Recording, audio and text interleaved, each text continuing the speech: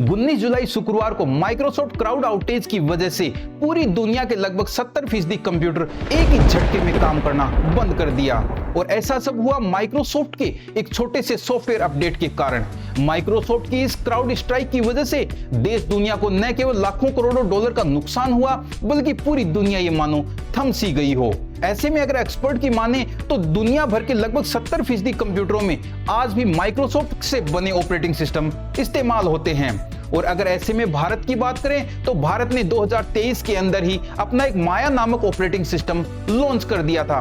लेकिन अगर इसके फंक्शंस की बात करें तो माया ऑपरेटिंग सिस्टम माइक्रोसॉफ्ट से बने ऑपरेटिंग सिस्टम के जितना फंक्शनल नहीं है। लेकिन एक्सपर्ट के अकॉर्डिंग यह वही सही वक्त है जब माया ऑपरेटिंग सिस्टम को मार्केट के अंदर उतारा जाए और उसको यूज किया जाए। अमेरिका के न्यूयॉर्क में रहने वाले एक सॉफ्टवेयर इंजीनियर ने यहां तक कहा कि दुनिया के 70% कंप्यूटरों में आज भी माइक्रोसॉफ्ट से बने ऑपरेटिंग सिस्टम इस्तेमाल होते हैं। और अगर बात करें तो 20% कंप्यूटरों के अंदर iOS और मैक ऑपरेटिंग सिस्टम यूज होता है, जबकि 7% कंप्यूटरों के अंदर लाइनक्स ऑपरेटिंग सिस्टम यूज होता है। और बात करें कि क्राउड स्ट्राइक की इस घटना का कौन कौन से देशों पर कम असर पड़ा, तो उसके अंदर है चीन और रूस।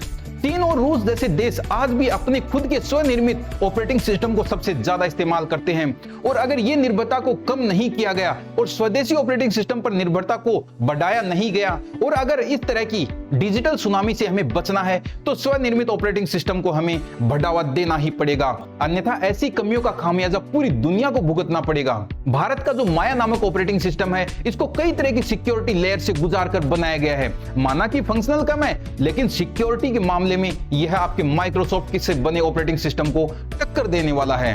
यहां पर मैं आपको बता दूं कि माया नामक ऑपरेटिंग सिस्टम में एंटीमल और एंटीवायरस शामिल हैं, जो कि निटिजन और इंटरनेट के बीच में एक मजबूत लेयर का काम करते हैं। और इसी वजह से इस तरह के ऑपरेटिंग सिस्टम में सेंधमारी का काम बहुत कम हो सकता है। मतलब साइबर अटैक से बचने के लिए माया नामक ऑपरेटिंग सिस्टम मुझे तो काफी बेस्ट लग रहा है। साइबर एक्सपर्ट का मानना है कि माया ऑपरेटिंग सिस्टम को इस बड़ी क्राउड स्ट्राइक की घटना के बाद अपने देश में तय समय अंतराल पर माइक्रोसॉफ्ट ऑपरेटिंग सिस्टम से रिप्लेस किया जाए तो इस दिशा में देश का यह एक बहुत बड़ा कदम होगा। क्राउड स्ट्राइक की इस घटना से हमें बहुत कुछ सीखने की जरूरत है। एक एक्सपर्ट ने तो यहां तक बताया कि भारत के अंदर न केवल माया नामक ऑपरेटिंग सिस्टम ही आया है, इससे पहले 2021 में भारत में बोस नामक ऑपरेटिंग सिस्टम भी आया था, जिसका पूरा नाम था भारत ऑपरेटिंग सिस्टम सॉल्यूशन, लेकिन उसको ज्यादा आगे नहीं बढ़ाया जा सका।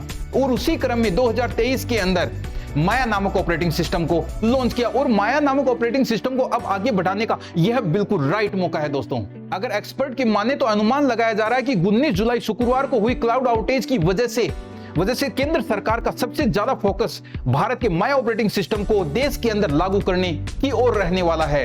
अगर सब कुछ तय व्यवस्थित तरीके से आगे बढ़ा तो आने वाले दिनों में इसे आगे बढ़ाया जाएगा। साथ ही कुछ उन ऑपरेटिंग सिस्टम को डेवलप करने की दिशा में बड़े स्तर पर काम शुरू किया जा चुका है। और बात करें ऑपरेटिंग सिस्टम की तो भारत के अंदर पहले से ही ऑपरेटिंग सिस्टम तैयार है, केवल उनको तत्परता के साथ और उनमें कुछ फेरबदल करके मार्केट के अंदर उतारने की।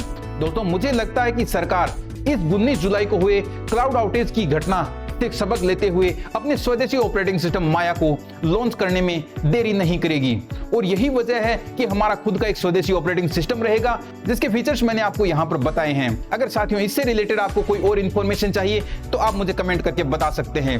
तो आज के लिए इतना ही। जय हिंद, वंदे मातरम।